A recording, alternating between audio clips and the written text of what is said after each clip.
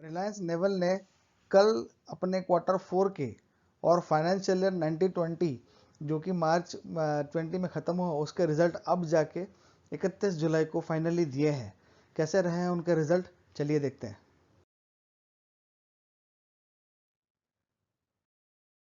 मित्रों, जैसा कि आप देख पा रहे हैं 5 फिगर में उन्होंने डेटा दिए हैं। पहला वाला कॉलम उनके क्वार्टर का फिगर है, जो चौथा कॉलम है वो उनके साल भर का फिगर है 19-20 का, और ये उनका ये पिछले साल का फिगर है।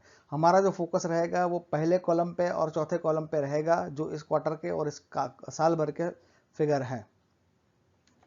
39.20 करोड़ की उनकी इनकम हुई थी पिछले क्वार्टर में, जो पिछले उससे आगे वाले क्वार्टर में Q3 में 12 करोड़ के आसपास की थी। अगर 19-20 साल भर की बात करें तो 99.21 करोड़ की इनकम हुई थी। 99 करोड़ की इनकम, जो पिछले क्वार्टर में 185 करोड़ की इनकम थी, तो 185 करोड़ से वो 99 करोड़ पे आ गए। जैसा आपको पता ही है, ये कंपनी NCLT में गई हुई कंपनी है। ये बैंकरप्सी की कगार पे खड़ी हुई कंपनी है, जो मतलब वो कभी भी बंद हो सकती है, वो वाली है। अभी वो डिस्प्यूट चल रहा है, IDFC बैंक ने उनके ऊपर केस भी किया है। हम आगे की स्लाइड में उसका जिक्र करेंगे। आप जैसे यहाँ पे देख पा रहे एक्सपेंस उनके 150 करोड़ के एक्सपेंस रहे, तो 40 करोड़ 39 करोड़ की इनकम के सामने 150 करोड़ के एक्सपेंस। यही कारण है कि घाटे में चल रही है। ये हर जगह आपको घाटा ही दिखेगा। ये देखिए, अभी इन दोनों के बीच का जो डिफरेंस है वो आपका होता है ग्रॉस प्रॉफिट। ग्रॉस प्रॉफिट इस क्वार्टर में कितना रहा? 111 करोड़ का लॉस। पिछले क्वार्टर में कितना था? ये 50 करोड़ का लॉस। पिछले साल में कुल मिला के कितना लॉस हुआ? 153 करोड़ का। उसके आगे वाले साल में कितना लॉस हुआ? 81 करोड़ का। तो ये उनकी कहानी जो है वो आगे से चलती ही आ रही है। और अगर बात करें कि ये इनके जो प्रॉफिट आफ्टर टैक्स की अगर हम बात करते हैं, ठीक है, तो ये प्रॉफिट तो ही नहीं, लॉस है। तो लॉस आफ्टर टैक्स जो है वो है 589 करोड़ का। पिछले क्वार्टर का, एक क्वार्टर में 589 करोड़ का लॉस हुआ है। पिछले क्वार्टर में कितना था? 425 करोड़ का लॉस। पिछले साल भर में कितना लॉस हुआ? 1760 करोड़ का लॉस। उसके आगे वाले साल में कितना हुआ? 1092 करोड़ का लॉस। तो भाई साहब, ये लॉस से कगार पे खड़ी है, क्वार्टर ऑन क्वार्टर बेसिस पे लॉस ही कर रही है। और ये उसकी कहानी जो है वो इस क्वार्टर में भी बरकरार रही है। यही कारण रहा कि उसका बेसिक EPS अगर देखोगे क्वार्टर का, तो वो उनका 7.98 मोटा मोटा 8 में आया है, जो पिछले क्वार्टर में -5.77 के आसपास था। पिछले साल भर की अगर बात करें तो -24 के आसपास का वो था। पिछले उससे आगे वाले साल भर की बात करें तो -150 के आसपास का था। तो ये प्रॉब्लम इसकी जो चल रही है वो इस क्वार्टर में भी चालू ही रही है। अब हम बात करेंगे जो IDBI बैंक का मैं आपको बता रहा था, मैंने वो पोर्शन को हाईलाइट कर रखा है ताकि इसमें आपको जरा समझने में आसानी रहे। सितंबर 4 2019 को IDBI बैंक ने जो है वो कंपनी के सामने केस कर दिया था। क्यों कर दिया था? क्योंकि ये लोग, इन्होंने रिलायंस नेवल को लोन दिया, लेकिन वो उसका रीपेमेंट कंपनी की तरफ से नहीं हो रहा। इसलिए IDBI बैंक गई, किसके पास गई? जो अपना लॉ ट्रिब्यूनल है उनके पास गई। और उन्होंने जो insolvency and bankruptcy code IBC के तहत ये honourable national company law tribunal जो है NCLT, national company law tribunal, उसके अहमदाबाद ब्रांच में वो गए और उन्होंने कंपनी के खिलाफ कैश जाहिर किया था। क्योंकि ये इनका मेन कामकाज जो गुजरात के अंदर ही है, तो वो अहमदाबाद की डिवीजन में वो गए थे। और NCLT ने जो अपना ऑर्डर दिया था जून 15-20 को, मतलब इसी साल की बात है ये, तो initiated the corporate insolvency resolution process CIRP। तो इन्होंने कॉर्पोरेट इंसॉल्वेंसी रेजोल्यूशन प्रोसेस शुरू किया है NCLT ने, किसके खिलाफ? रिलायंस नेवल के खिलाफ। और उन्होंने कुछ एक्शन लिया है। ये जो इनका जो कमिटी ऑफ क्रेडिटर्स है, मतलब ये जो बैंकों ने अपना एक गुट बनाया है, जिन जिन लोगों को रिलायंस नेवल से पैसे लेने हैं उनको नाम दिया है कमिटी ऑफ क्रेडिटर्स। और उसने जो है कमिटी ऑफ क्रेडिटर्स ने मिस्टर सुदीप भट्टाचार्य, ठीक है, सुमित भट्टा जो जो ये सुदीप भट्टाचार्य है, वो रिजोल्यूशन प्लान प्रोफेशनल RP बना है, रिजोल्यूशन प्रोफेशनल उनको बनाया गया है। मतलब अभी ये इस कंपनी की जो डोर है, बागडोर है, वो ये मिस्टर सुदीप भट्टाचार्य जो नॉमिनेटेड ऑफिसर है उनके पास ही है, रिजोल्यूशन प्लान, ठीक है।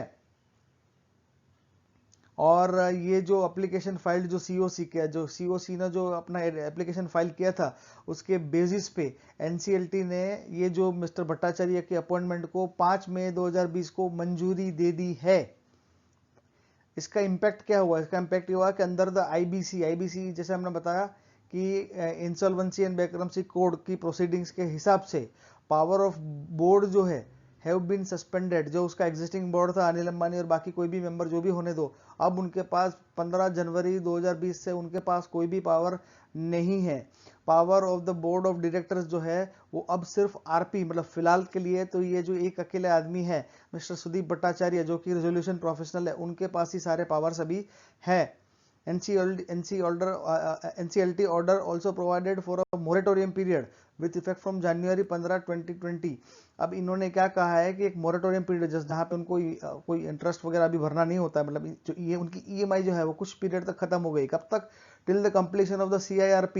ये जो CIRP जो ये चल रही है इनकी कॉर्पोरेट इंसॉल्वेंसी रिजोल्यूशन प्लान जो है, तो ये जब तक ये खत्म नहीं हो जाता, ठीक है, और until it approves the resolution plan, या फिर अगर कोई रिजोल्यूशन प्लान आता है और रिजोल्यूशन प्लान के ऊपर अगर वो कुछ इलेक्शन लेते नहीं है, तब तक ये जो है ये आपके मोरेटोरियम पीरियड इनका चालू रहेगा। मतलब बैंक को, इनको जो है बैंक को कुछ देना नहीं है, रिलायंस नेवल को।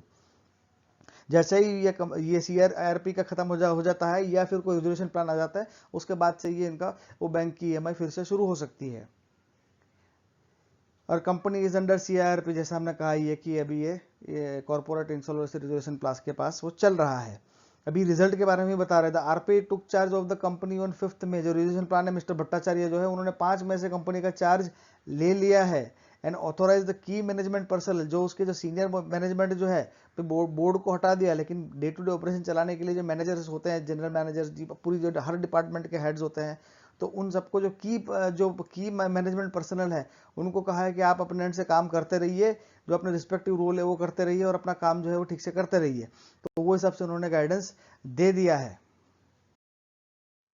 कंपनी के टोटल इनकम की अगर बात करें तो जैसे हमने बताया था, इसमें कटौती ही देखने को मिल रही है। 2015 में जो ये 943 करोड़ पे थी, फिर 346 हुआ, फिर 602, फिर 457, फिर 184, तो टोटल इनकम में कटौती ही देखने को मिल रही है। अगर नेट प्रॉफिट की बात करें तो नेट प्रॉफिट से तो उन्होंने काफ़ी समय से दूरी बना रखी है। ये यहाँ पे सब लॉस ही चल रहा है पिछले 5 साल से। उसके आगे का डेटा नहीं है, हो सकता है उससे भी चल रहा हो, लेकिन पिछले 5 साल में तो लॉस ही है। 370 करोड़ का लॉस, 592 करोड़ का लॉस 16 में हुआ, 17 में 577, 18 में 1000 करोड़, और 19 में देखिए 10,900 करोड़, मोटा मोटा 11,000 करोड़ का उन्होंने लॉस किया है, जो कि बहुत ही ज़्यादा है। ये देखिए, ये है कंपनी के प्राइस चार्ट जो हम देखेंगे 2009 से। 56 रुपए का रेट कभी हुआ करता था, लेकिन उसके बाद इसमें कंटिन्यूअस गिरावट आती गई।